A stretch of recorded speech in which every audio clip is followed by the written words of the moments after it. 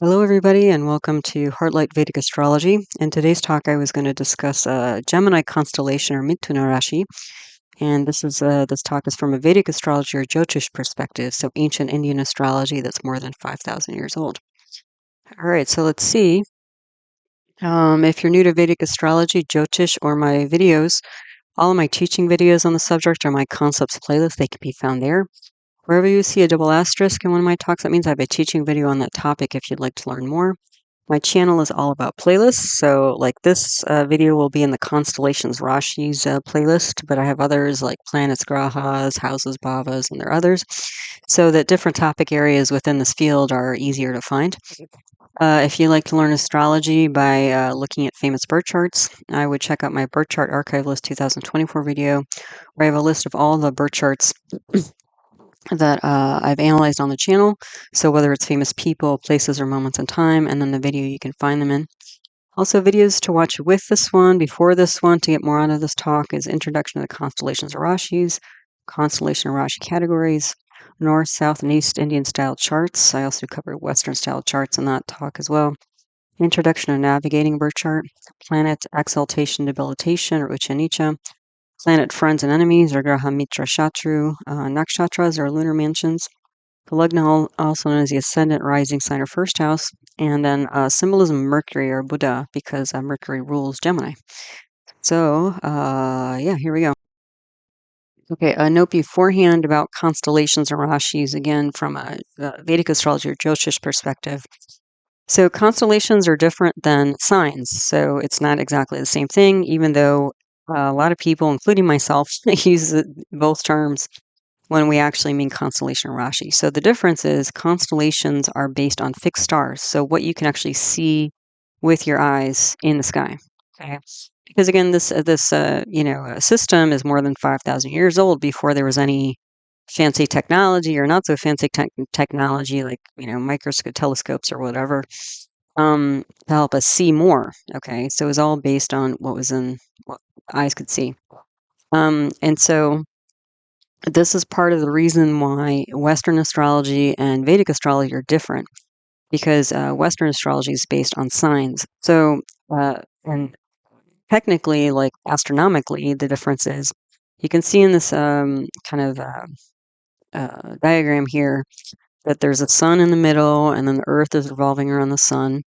Okay, and then around both of those, you have this band, this kind of parade of constellations spinning around. Okay. Now, that band of constellations is called the ecliptic, and that spins 360 degrees almost every solar year. Okay. Now, there's less than a degree difference between the solar year and the ecliptic spinning 360 degrees. So every year, what that means is the ecliptic, and again, this is the stars here, slip less than a degree. So that doesn't make much of a difference, maybe 2,000 years ago. But every year and every decade, every century, the difference between the ecliptic and solar year are shifting. So that's why, like, at this time, there's actually about a 23.5 degree difference between, like, what is it, like a Scorpio, which is quote unquote Scorpio in Western astrology, and Scorpio in Vedic astrology. Okay, so that's why you have differences. Okay, and that's why, like, people get confused. If they're like, oh, I'm a Scorpio, and they are coming from Western tradition, then 2/3 of the time, that means that they're, the other thing is that they're usually talking about their sun position. But if we're not their rising sign, which is also a big difference in Vedic astrology, but if we're just talking about the sun position and somebody says, I'm a Scorpio in Western astrology, then 2/3 of the time, that means that their sun is actually going to be 23.5 degrees earlier. So it's actually going to be like in Libra most of the time when you convert the chart to Vedic chart. Okay. So anyway, so just know in the end, even if you don't understand why exactly, that there's a difference between constellations and signs. The other thing to know is that planets are more influential than constellations. Okay. So when we're looking at Gemini in somebody's chart, whether it's in a rising sign or summer house, the planets in Gemini are actually going to have more of an influence on the person's life than Gemini itself. But that doesn't mean it's inconsequential. Okay, so you can think of it as planets are like the actors on the stage, which draw more attention and kind of or kind of content, right? But constellations are the stage, and the stage is not, insignificant. So, like if you change the set design or you change the costumes and that sort of thing for a play, it will change the mood, the vibe, the atmosphere for the whole production. Okay, so again, just a little bit of background before we actually dive into Gemini. And now here's Gemini. So, okay, Gemini is a third constellation or zodiac sign of the 12. In Sanskrit, Gemini is Mithuna and Rashi is constellation. So, Gemini constellation is Mithuna Rashi. Okay. Gemini is ruled by Mercury, the planet Mercury, which in Sanskrit is Buddha. So, just general, very general, overarching, energies for this constellation are thoughtful, communicative, restless, and sattvic. Okay, so sattvic being of the three energies, sattvic, rajasic, and tamasic. Sattvic is the more kind of spiritual or kind of high level, thoughtful energy. Rajasic is the more kind of mundane, goal oriented energy, and tamasic is more the inertia. Okay, so Mercury is considered to be a sattvic type of constellation. Or sorry, Gemini is a sattvic constellation. Okay, but you can see thoughtfulness, communication, restlessness. This is a very also what's considered to be a tridoshic or mishra dosha, so a mixed dosha. So this gets, if you're into it, Ayurveda. Ayurveda is traditional Indian medicine, which is also more than 5,000 years old. And so in that system, there are essentially three types of imbalances. So people with too much wind or vata, people with too much fire or pitta, and people with too much earth or kapha. So Mercury, or not Mercury, but Gemini being an air sign is considered to be a tridoshic or a mishra doshic. So it's actually fairly balanced as opposed to like very earthy or very windy or very fiery. Um, yeah, and Gemini is also a dual air sign. So there's some, again, air, um, not because of Mercury, because again, Mercury is tridoshic, but this is an air sign, so there will be a little bit more air present. So air is related to thoughts and speech and like nervous system, like actions within, internal actions and that sort of thing. So because the sign is a dual air sign, you're going to have contrasting thoughts and speech from a person like this typically. Okay? This is somebody who can talk both sides of the fence or think, pros and cons. Like they probably have a hard time deciding between pros and cons because they can think on both sides of the, fence as well. But because there's contrasting thoughts and then speech, there's often contrasting actions, which can throw other people off, which might, again, depending on how severe this is or, how unstable this is. And again, this is based on other aspects of the chart, not just the Gemini constellation, but this can throw other people off. So especially if it's like a rising sign, Gemini rising chart, this might be somebody who, might come across as being flaky or inconsistent or unreliable because they're on, it's like, what are they going to talk about today? Which side, what opinion are they going to have today? Or what are they going to think today or do today? Okay. You never quite know. So, the other thing with Gemini is that there is this energy of like animals as opposed to vegetables and minerals, which other signs have relationship to. So animals. So that in and of itself is also indicates complexity. Okay, and as we'll talk more about Gemini, Gemini has a very strong association with the nervous system and processing information, and then producing output. So it's like the internal translation center for the nervous system. Okay. So, like when we're talking about animals, animals tend to be more complex than plants, tend to be more complex than minerals. Okay. Because they're like more independent, right? I mean, plants, they do grow and but they don't like get up and walk away or get up and fly, sort of. Or like if they're human, they don't have this like big, complex brain that sometimes gets them in trouble, but then, produces speech and, skyscrapers and all these other things, right? And so with animal, there's this sense of like being fully sentient with the things that are associated with Gemini. Okay.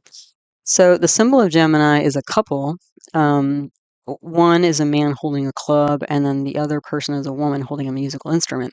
So just within that symbol, there's this blending or balance or contrast potentially between male and female energy. Okay, so we're not talking about, kind of gender or sex identity or anything like that, but it's just about these two different kinds of, almost like a yin yang type energy, right? There's like a doing active energy, and then there's like kind of a receiving energy. And so with Gemini, especially Gemini rising people, because it might be that they sort of cancel each other out and somebody comes across as being fairly neuter, okay? Like gender neutral or, that sort of thing. Because one's not more dominant than the other. The other thing is people can be fully integrated with these energies, and it can be in certain circumstances they're very masculine in their energy, and then other capacities they're very feminine in their energy. So it kind of depends on the activity, possibly the day, since they're dual. Well, I guess I should have used the descriptor dual for that. Or it could be somebody who's integrated, who might simultaneously be active and receiving at the same time. So, again, there are different versions of the way that this male and female energy can play out. Okay. Um, Also, Gemini is not an exaltation or debilitation sign for any planet or graha, whereas most of the other signs are. Gemini is not for either. And there are almost three nakshatras in Gemini. The nakshatras are lunar mansions. There are 27 of them. Every night the moon passes through another one. And so at the end of the moon passing through 27 nakshatras, you get a lunar month. Now, all the nakshatras have a different energy associated with them. So Mrigashirsha is the first one, and only half of Mrigashirsha is in Gemini. So the last two padas, the feet, because each nakshatra is divided into 4 padas or feet. And so 2 of the 4 feet of Mrigashirsha are in Gemini. And Mrigashirsha has this energy. The symbol of Mrigashirsha is a deer's head. So you can think about a deer wandering through the forest, which is all about kind of exploring and taking things in, making decisions on like how to proceed and how to navigate. Also travel, that sort of thing. Also, Mrigashirsha as a nakshatra, like when you have certain placements or planets in Mrigashirsha, this can bring something like sales and marketing, typically seeking, searching, research, that sort of thing. So it's a seeking, searching type of energy. Then the second nakshatra is Ardra. Ardra is symbolized by like a drop of water, which can be a drop of water from a storm cloud, which is very electric and kind of like, almost like a tower moment if you watch tarot card readers and stuff like that, where there can be this like sudden change. Also, Ardra is associated with the mind and psychology, and also like what is it, like chemical medicine, like some Western types of medicine. Also, some types of alternative medicine, like homeopathy. So there's a lot of like mental processing, whether it's mental or emotional processing associated with Ardra. And also again, like can be like sudden insights, that sort of thing. Like who is it? Like Einstein, for example, has a Gemini rising chart, and he has I think his lagna is in Ardra, or he has planets in Ardra. So again, he's somebody that would come through with like these sudden, brilliant insights and things like that. Then the third nakshatra, and Punarvasu. Punarvasu is not fully in Gemini. One of the padas is in the next constellation, Cancer. But 3 of the 4 padas are in Gemini. So Punarvasu is symbolized by a quiver of arrows. So you think of that, little box that like archers will have on their back with the arrows in it, and they draw one out, and then they string it on the bow, and then they let it go, and hopefully hit their target, I guess. Um, so Punarvasu has this energy of being sharp, again, kind of like Ardra. Mrigashirsha, between these 3, Mrigashirsha is more of like a gentle, sensitive energy, like a deer. The thing with the sensitivity is like, the deers, they hear a little thing, you see their ears kind of twitch around, and then they might just start running off because they're like, whoa, danger, danger, and then they run like crazy. Ardra, again, is that kind of shocking, sudden, lightning bolt type energy. And in Punarvasi, there's a sharpness to it. So there can be like a sharp intellect, then there's also this like sort of like Shirsha, like this traveling energy, because the Punarvasu is like this energy of having a home base, like the quiver of arrows on the back, with the arrows being sent out and then usually brought back and put back in the quiver. So a lot of, there's a lot of movement here. None of these is like an easy breezy, like day off type of, nakshatra. At least Mrigashirsha is gentle and friendly, and sensitive, but again, so sensitive that it might send somebody off. Okay, now that's an important information because again, if you have a Gemini rising person, for example, these three will give you very different energies for Gemini rising person. But even if Gemini's in another house besides the first house, if you have planets placed in Mrigashirsha, Ardra, or Punarvasu, that'll give you more information, about what's going on in Gemini. And again, as we mentioned, the planets are more influential than the constellation itself when we're doing interpretation of charts. Okay, so just a little background, and now, so getting into more of the details, kind of a little bit more on the personal side. So Gemini, Mithuna, is an odd-numbered constellation. It's number 3. So all the odd-number constellations are masculine energy, okay? Which, again, some of it's a little bit stereotypical, but some of it's just, reality.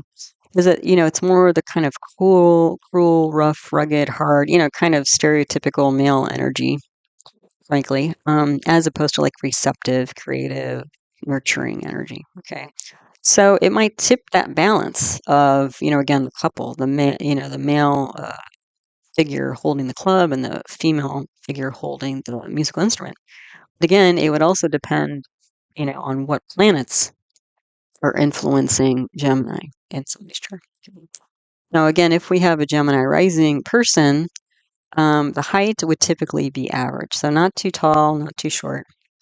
Bodily constitution, I mentioned a bit already, is a tridoshic or mishra doshic, so it's a mixed balance type of physique typically. Again, unless they have, very different planets there, but typically a Gemini person is fairly balanced in their physical presentation.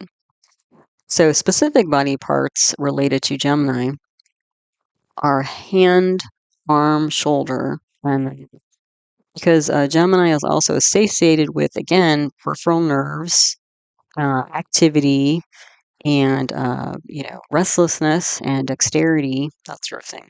Okay, now the neck is also part, again, neck is kind of a intersection with Taurus. Okay. Hand, arm, shoulder, these are specific to Gemini. And partly this is because Gemini is the third zodiac sign.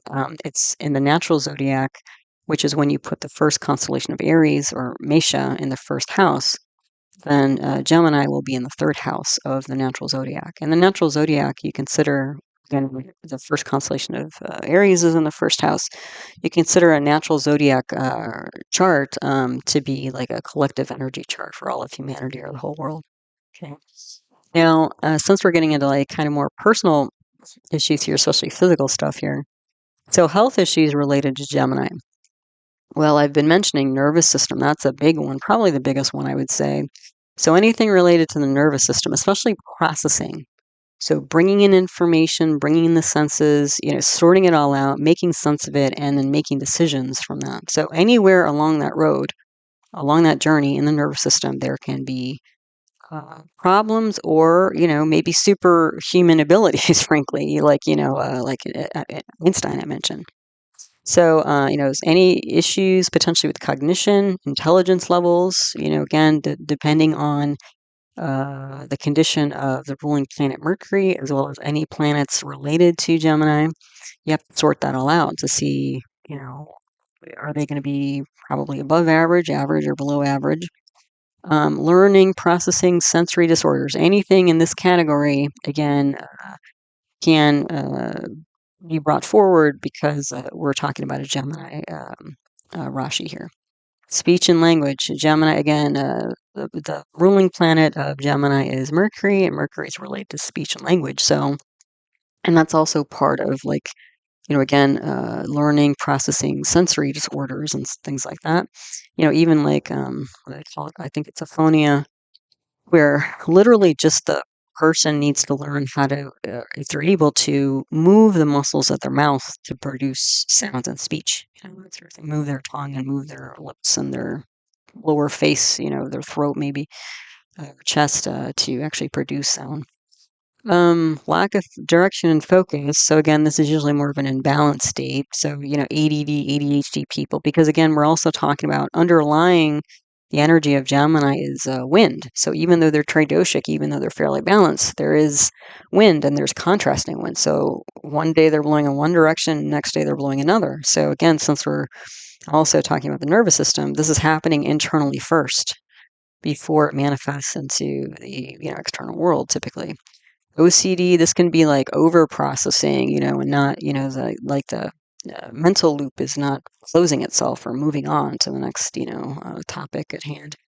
Memory can be a problem here.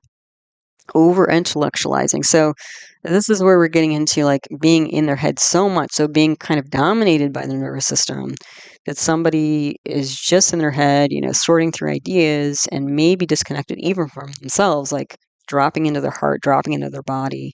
I typically find Gemini people, like when they come in to see me for medical issues, not just astrology, these people are in their heads. Their mind is always constantly going typically. They have a really hard time grounding. They have a lot of ideas, sometimes a lot of good ideas, sometimes a lot of good information, but they have a hard time sometimes because they're not grounded enough. They're too windy. They have a hard time moving forward and taking action, executing on the ideas, all the ideas running through their head. Okay. So, and they get so lost in these ideas that they're disconnected from themselves. And that can also, develop into disconnection from others. And sometimes it can even be like by choice. Like some Gemini people, like often Gemini people can be social butterflies because I like to go around and talk and chat. Again, we've been talking about like a animal orientation, like human orientation, people orientation, potentially. But their nervous system, again, sometimes they're so sensitive. Being around a lot of people can be really draining for them. Other people love it. Like they kind of, that's like their wheelhouse. They love going around or parties or networking events and chit-chatting with people and blah, blah, blah, blah, blah.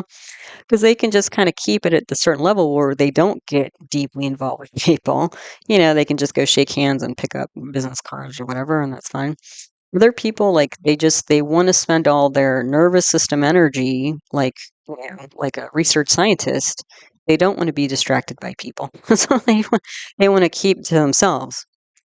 So again, it can go either way. Peripheral nerves also potentially a problem, and when Gemini is concerned. Balance, rhythm, also ears and hearing. Neck, shoulder, arm, hand dexterity, anything related to, moving the hand and using it to create things or do things with it. Also, breathing and respiration, the lungs and the rhythm there, and then skin potentially can be an issue. Yeah, so also, like when we're talking about fruitful and barren, now, this sounds kind of harsh. This is the language that's used again in, classical Jyotish.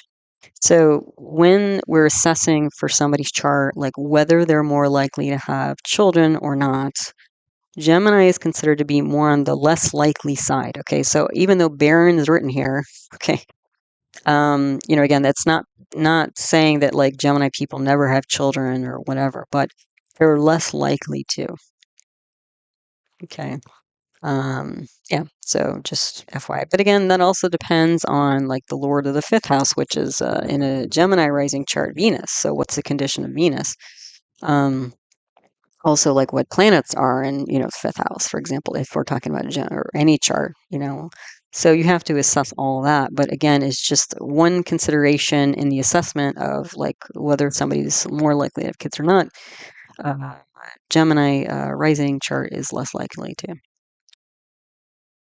Okay, so let's talk more specifically about Gemini rising. I've mentioned it a few times, just to kind of give you some, more concrete examples of, this somewhat abstract energy of Gemini.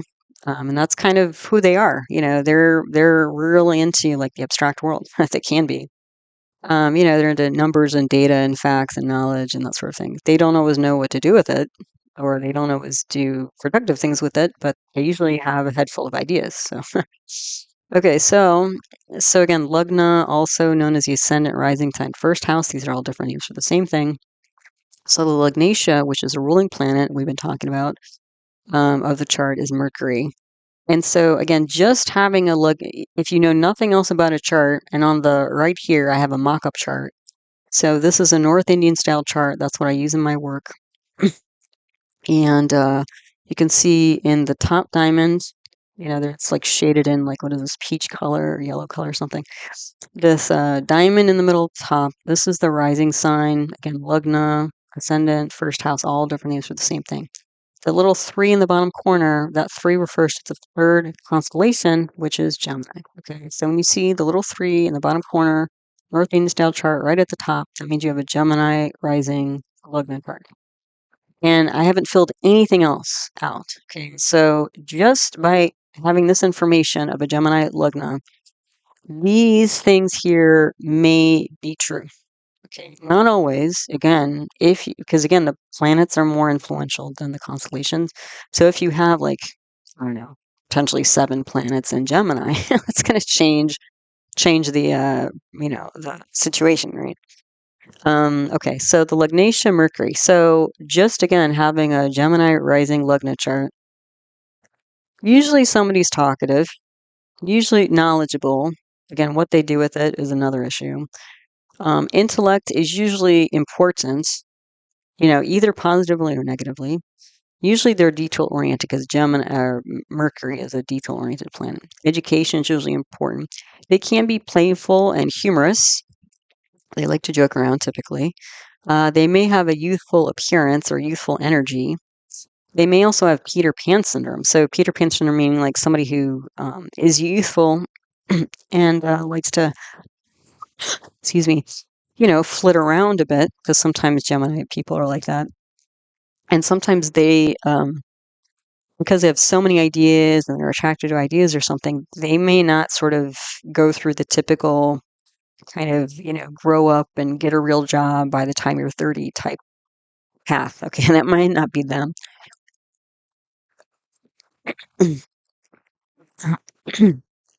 And there are other reasons to this, but like, for example, the 10th house is in a Gemini rising chart is Pisces, and that's the house, or that's the constellation where Mercury is debilitated. So again, knowing nothing else, they can have difficulties with 9 to 5 work. Okay, and 9 to 5 activity, like daily activities and things like that. They can be dual, because that's also not only a dual planet of Mercury, ruling the whole chart, but then the 10th house in a Mercury rising chart is in a Gemini rising chart is Pisces, so it's a dual water sign. So they're going to have dual mixed feelings about their daily activities, which might change their ability to stick things out and persevere. Okay, so yeah, and also the Peter Pan syndrome may be so we're kind of getting ahead a little bit, but we'll go through it, so that we're complete. So like the 5th house here in a Gemini rising chart is Venus, which sounds pretty good. That's a natural benefic planet. But Venus is also the lord of the 12th house of expenditures and losses. So that can give 2 different things. That can give expenditure through children. So it might be that even if Gemini people have children, there might be, significant losses or expenditures associated with that activity or choice. But it could also bring something like enjoyment through romance, pleasure, and sex, because the 5th house is romance and pleasure and fun, and the 12th house can be sex, but also like, dalliances and also enjoyment as well. It's also a moksha sthana, so it's a house of like freedom and stuff like that. Okay. So you can see, like, again, children, there's another reason besides just being a Gemini rising that somebody may not, like a Gemini rising person might find the idea of having kids too overwhelming or not enough fun, frankly. Like they may not be into it. But again, most Geminis will have children. Okay. Um, yeah, so what else? So again, because the career may not be straightforward, because the choice of children is not primary. Sometimes for Gemini rising people, other people might see them as like never really maturing because a lot of people see like those activities as being like signs of maturation. So, and sometimes they want to stay in that. They don't want like extra responsibility. They want to like flit around, and that's totally fine, you know. I mean, so anyway, again, they can be a social butterfly as well as aloof. It can go either way. Generally, there is a restlessness, and sometimes there can be distance as well. Um, Especially depending on whether, for example, Mercury is associated with Saturn. Okay, because Mercury and Saturn, or maybe Ketu, those three planets are all separatist planets. So especially when somebody has, or like maybe they have a Mercury Saturn Parivartana yoga going on. So there's an exchange of houses. So you have, what that means is you're going to switch the placement of Mercury and Saturn, which means you have Mercury and Saturn all over the chart. And, that can often when I find somebody who has like a Mercury, Saturn, Parivartana, they can be very much in their heads. They can be very like kind of rational, almost hyper rational, I would say. And just through that, they can be a bit distant.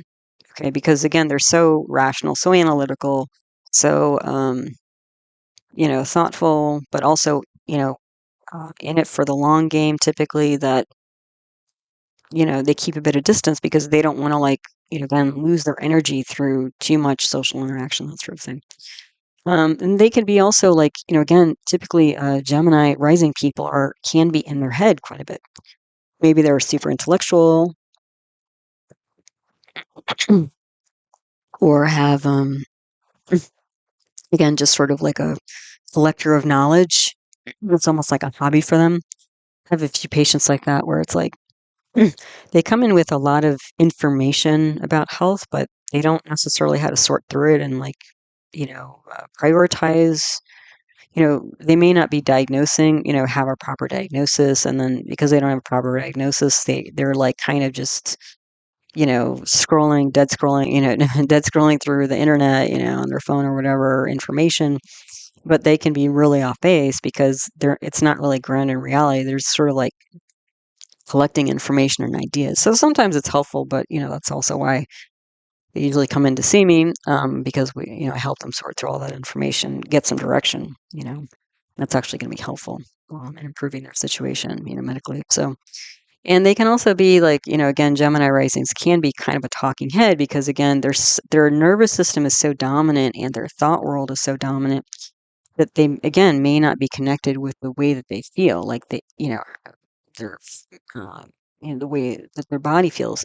Um, and Yeah, the other thing too is sometimes they not just physically cut it off by removing themselves from social situations so that that's less overwhelming for their nervous system, but sometimes they have like the ability to dissociate, which is a psychological term. Sometimes it's related to abusive situations growing up because when kids growing up, they're in an abusive situation, but they don't have, they're not emotionally mature enough to process it, or they don't have, experience processing it or understanding it. They're just sort of at the mercy of, adults who are not behaving well with them. Um, just to decrease the amount of pain that they feel, their minds create this ability to dissociate. So a lot of like endurance athletes, like if you've seen some of my videos on famous athletes, like what was her name? I think her name was Diana Nyad. She's an endurance swimmer. She's swam from like Cuba to Florida. I mean, just kind of wild. She has this ability, and then also the chart for Simone Biles, an Olympic gymnast. Like they both seem to, based on their chart, they both seem to have this ability to dissociate. So kind of separate their mind from their body so that they can keep going through over and over again, and do things that are really hard on their body, frankly. Like this Diana Nyad person, I mean, she's like swimming through the ocean with like sharks and jellyfish, freezing cold. And, I mean, I'm just like, it's not for me. No thanks. But a lot of, really hardcore athletes have that ability to just get in their head and sort of turn off their pain receptors essentially so that they keep going and, do all these amazing things, but, at what cost? that's another conversation. So anyway, the other thing is that in a Gemini rising chart, the four kendras, so the four houses in the middle, which are sort of the core energy of somebody, they're all dual. Okay, so that's a lot of duality for a Gemini rising person. So, and the four houses in the middle are related to self at the top in the first house, home in the fourth house, relationships in the seventh house, and career in the 10th house. So, major categories of life typically. Okay, so they might have two situations going on, or they might be back and forth, or they might keep switching, all kinds of things can be going on there.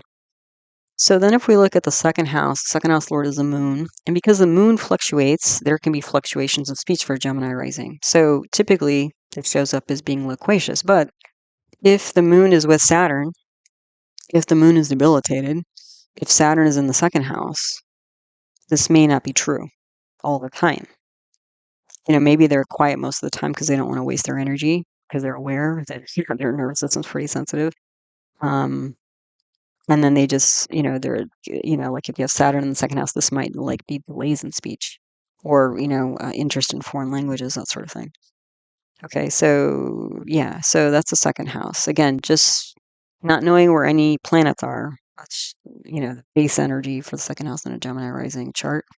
So the third house, the Lord is Sun. So there's a lot of energy here.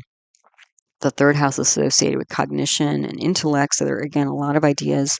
The other thing is hands, arms, shoulders. So there can also be a lot of dexterity as well. Again, depending on how planets are conditioned and all this sort of thing.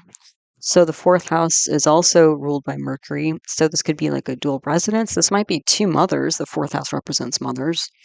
It can also be that like a crossroads, like the fourth house represents residence and home, but Mercury is like all about different directions, different thoughts, different actions, different speech. So literally, if somebody's a Gemini rising, their house might be like near a bunch of transportation or highways or schools or, places where a lot of people gather and move and travel. It's usually not always like, like off in the woods potentially, but if Saturn's there, maybe, it could be. Then Venus, I mentioned, is the lord of the fifth and the 12th. So again, I mentioned expenditures through children, enjoyment through romance, pleasure, sex, potentially. Again, it depends. Maybe Venus is with Saturn as well, in which case Saturn's going to slow Venus down, even more on both counts here. The other thing to know is that Mithuna in Sanskrit literally means couple and or sexual intercourse. So it gives you some idea. But again, you have to consider, Saturn or Ketu with Venus and or in the fifth or 12th house, because that can create more distance and delays, rather than complete hedonism, that kind of thing. So Mars is the lord of the 6th and 11th house. So it's enemy sign, or Mars, or what was it? Mars is Gemini is an enemy sign for Mars. So Mars doesn't always act super great in a Gemini rising chart. Better than Virgo because Mars is a pure temporal malefic in a Virgo chart. But there can be difficulty with health because the sixth house represents acute illnesses. So this might be somebody who always kind of has a little illness or something going on. The other thing is that the 11th house represents friends and siblings. So it might be they have friends or siblings who are always kind of sick. And I was just going to mention, I often find with Gemini rising people, and I haven't seen this in any book or whatever, it's just my own experience, especially because I see charts with patients. So sometimes I don't even do like a full astrological analysis on people. I just take a look at their birth chart, as a first pass. Sometimes it gives me information about patients medically that's helpful. And I often find Gemini rising people, because their nervous system is so sensitive and overactive typically, and they're not necessarily the most grounded people. They typically have a lot of anxiety, even if their speech does not communicate that. And often they will be involved with some sort of drug use.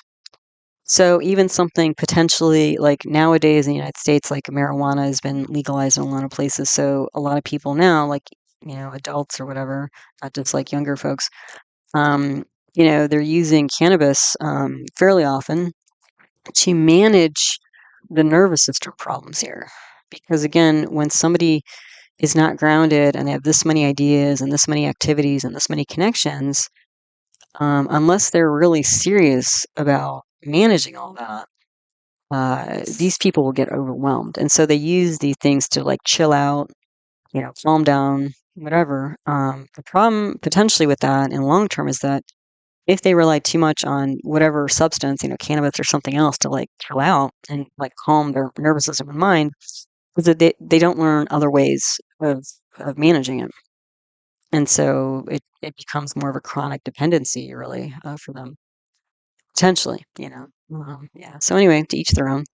So, and then Jupiter is the lord of the seventh and the 10th houses. So Jupiter, there's a lot of, overlap with Mercury and Jupiter here. So they both represent education, communication, publishing, writing, ideas, philosophy. So again, that's why like a Gemini person can be really deep into all these things. Also sales and marketing, news, that sort of thing. And so the seventh house of independent business and the 10th house of day-to-day, like 9 to 5 work can often involve these sorts of things. Yeah. Um, and dually.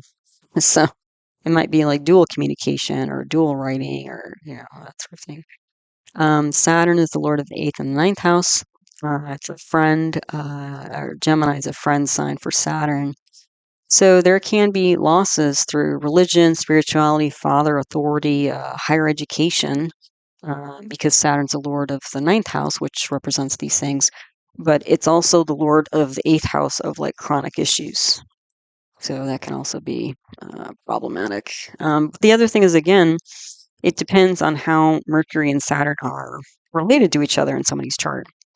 Because in some ways, they're like opposite. I mean, Saturn's like the, you know, dig in your heels and persevere and keep going. And, it might take forever, but eventually you'll get there type of energy. And that's somewhat opposed to Mercury, which can kind of flit about, you know.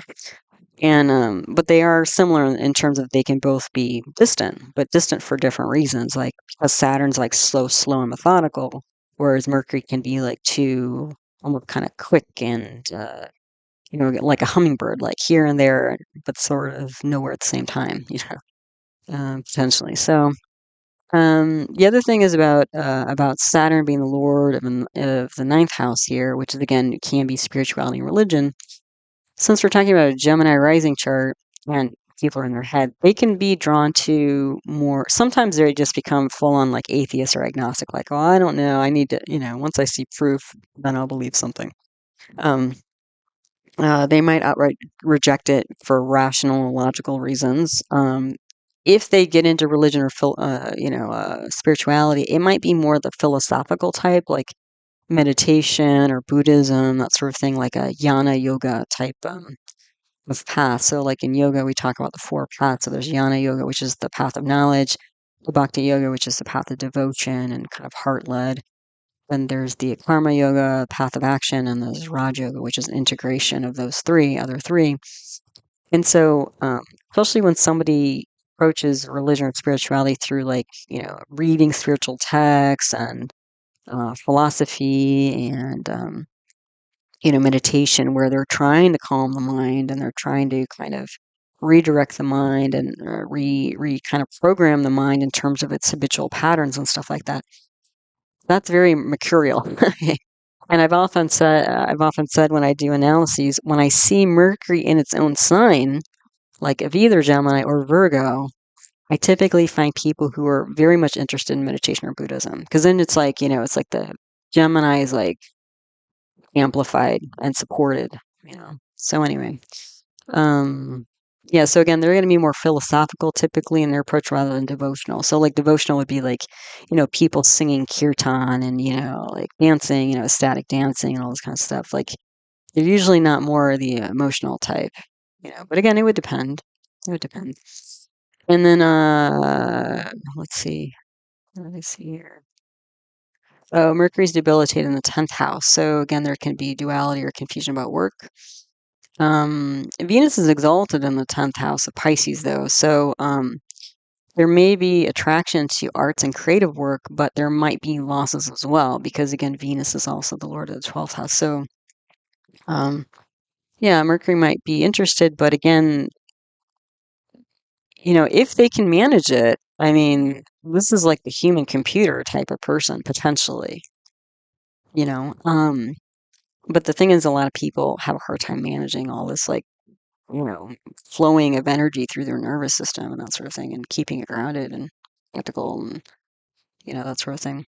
So I also wrote on the slide information from the Brihat Parashara Hora, chapter 4, and the Faladipika, chapter 9. So these are two ancient texts or Shastra related to Vedic astrology, just to see, again, what they have to say, maybe similar or maybe different from what I've been discussing.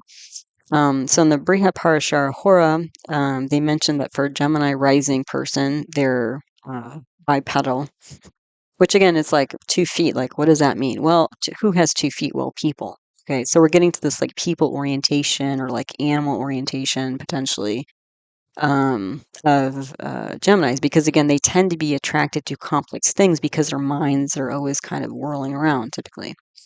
Strong at night. I'm not sure why. Like, strong at night is also true for like a Venus rising sign like Taurus.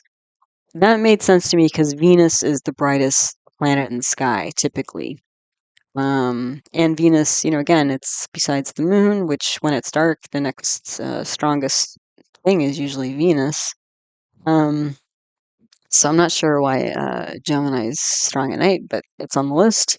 Windy temperament. Well, we've been talking about that over and over again, so that's not surprising. An even body. So again, this tridoshic physical state, fairly balanced physical state. And then hue is grass green. So this may not be literal, but this might have more to do with the planet Mercury, which rules Gemini as a constellation, is associated with the color green. I don't know that uh, people themselves are green, but maybe. I mean, maybe they have an olive complexion. Maybe. So then, Phala from that book, that Shastra, it says black eyes, curly hair. So some of these, like, more very specific physical things, I don't take into consideration because not every Gemini rising is going to have black eyes and curly hair. Okay. Um, yeah, but enjoys association with women. Well, that makes sense with what we've been talking about. I mean, the whole couple symbolism, and then what mithuna actually means in Sanskrit of like couple and intercourse. I mean, that fits. Thick neck. I don't know why thick, but neck. Yeah, we talked about many friends because again, if they're on the social butterfly side of things, if they're a communicator, networker, always moving, restless, that makes sense. Intelligence. Well, we've been talking about cognition. Mind reader. So this is like a little bit, I see it as like a little bit of a higher level than just cognition. Cognition is when you're like the wheels are turning, like the computer, in the head is like whirling. It has, I don't know, at least when I'm thinking, sometimes it's like it feels like a heavier energy, almost like literally like cranking in my head. Sometimes I get headaches so much I think too much, but mind reader, this is more of like a intuitive telepathic type energy. Um, and this can be because, again, the nervous system of a Gemini rising person is so sensitive that they can pick up on these more subtle energies, especially because there's also like a wind energy associated, the Vayu, right? A Dvusvabhava Vayu, so a dual air sign. So air signs, like when we talk about Vata or air, and again, Vedic or Ayurveda, so traditional Indian medicine, typically Vata people, windy people, tend to be the most creative, and they can be the most sort of clairvoyant as well. The reason why is that their nervous systems are so sensitive that they can tune into those finer, subtler, hits of information and download them, and then hopefully they're good enough to do something with them. But yeah, they'll, that's like why the creativity, even if they're just creative, like, they'll get a hit of inspiration and then they'll download it and then, do something with it, maybe or pursue it, for short or long term or whatever. But That's a possibility here with Gemini rising people. And again, that again can also be overwhelming if you're getting that many hits, like not just from people because you're like running around or ideas, but then also the subtle realms of the universe are like tapping into your nervous system. It's kind of like no wonder why people are like leaning on things like cannabis and stuff like that to chill out because it's like, how else do you manage this stuff? Yeah. So anyway, uh, nose will also on the list. Nose will be elevated. I don't know if this is literal or figurative. Like maybe they're haughty or something. I don't know, but it's on the list. So maybe I don't remember too many Geminis having an elevated nose physically. So I don't know what that means exactly. Fond of music and dancing. Well, we've seen like Venus is fairly a fairly strong pleasure and enjoyment. You know, uh, planet for Geminis typically, and then likes to remain indoors. I don't know exactly know why. I'm not sure that's always true, but again, maybe this is another way to just like, limit some energies. But again, it depends on what's indoors. Like I've had some patients that literally will get anxious going to a grocery store, at some point when their nervous systems are completely out of whack, out of balance because just going down the grocery store and looking at all the colors and cans and boxes is just too much for their mind to process. And they'll get vertigo or literally want to run out of the store and just sit in a dark room because it's overwhelming for their nervous system. One person specifically I know who had that issue was a Gemini rising. The other person I'm not sure.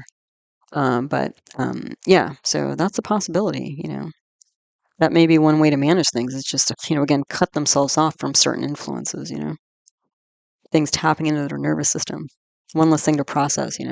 Like this might also be why some Gemini people might be like, have like a minimalistic aesthetic because, again, if their nervous system's this sensitive and they're processing all this stuff, like almost like a autistic, somebody on the spectrum, their nervous systems are sensitive. Like that's why they like to eat beige food. They call it the beige diet. They don't like food with different colors because the different colors are too stimulating for their nervous system.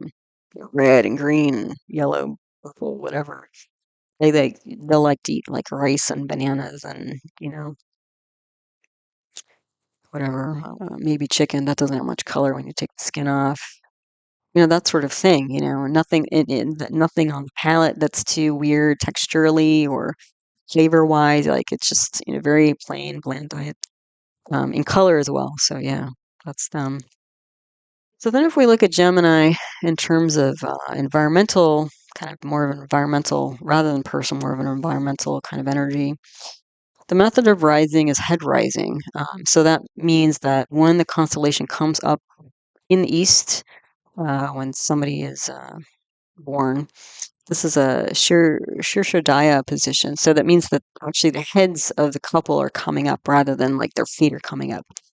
And this gives more of an auspicious energy. So what that means is since it's an auspicious sign, when you have natural benefics in that sign, it'll amplify their benefic energy.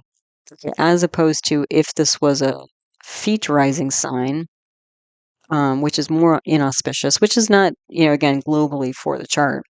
But it means that if you have negative natural malefic planets in a feet rising sign, that'll bring out more of the negative qualities of the malefic planets. So it's just, again, it's like a subtle nuance. I don't often use this, but again, if there was mixed energy somewhere, in a chart, and I'm trying to decide, well, is this a yes or is this a no?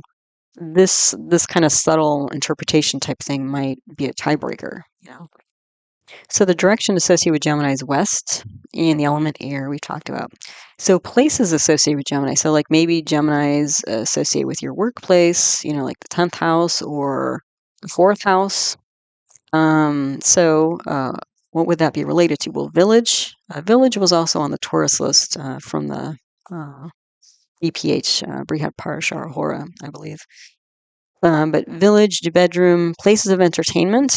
Again, humor, joy, recreation, strong Venus. Uh, Games, so having fun. Also, strategy, is involved there. Uh, Places within walking distance. So again, movement here, especially And again, like you're moving your limbs, you're not just like in a car, with wheels rolling underneath you. You're actually moving your limbs. You're using your nervous system more actively. Neighborhood. So again, places of interaction with other people, budding properties. So again, it's kind of a places that connect. It's not typically isolated. Stairs, streets, escalators. So again, we're connecting one level with another, one place with another. So there's travel involved there. There's, a movement involved there. Schools, so education, learning, talking, speaking. West wall, high levels, because again, it's like a thoughtful air sign, right? So high levels. Also crossroads, intersection. We're a lot of activities going on. So you can see like this is very contrasting to the Taurus list of places. Taurus list of places like the basement, closet where things just kind of sit and linger, where there's not much activity. You can see this is like the opposite. So areas that are busy, quote unquote busy with much to process. So people, conversations, colors, movements, a lot going on typically. A lot of movement, communication, connection. All right. So hopefully, this gave you a better idea of the energy of Gemini and what it brings to a chart, and will help with interpretation. As always, I want to thank you for your time listening to one of my talks. I appreciate all your support on the channel, and all the different ways that you guys choose to do that. It really is meaningful. It's really heartwarming, to see that. So I appreciate all that. Thank you. Um, So again, all of my teaching videos on the subject are my concepts playlist. They can be found there. If you're interested in more famous birth charts, you can check out my birth chart archive list 2024 video for more birth charts, famous people, places, moments, and time. I do offer individual birth chart readings. If that's interesting to you, you can email heartlight@yahoo.com. I do them live on Zoom, on Skype as pre-recorded video, and then gift certificates are available as well if you'd like to give somebody one. And I have another YouTube channel on natural medicine where I do talk about Ayurveda, traditional Indian medicine, other Vedic arts like yoga, and other paradigms of medicine like homeopathy and naturopathic medicine. The name of that chart is Nature Source Care, so that's out there too. So as always, I hope you found this talk helpful, useful, and interesting to you as you learn to navigate the energy cycles of your own life. All right, so until the next one, take good care. Namaste.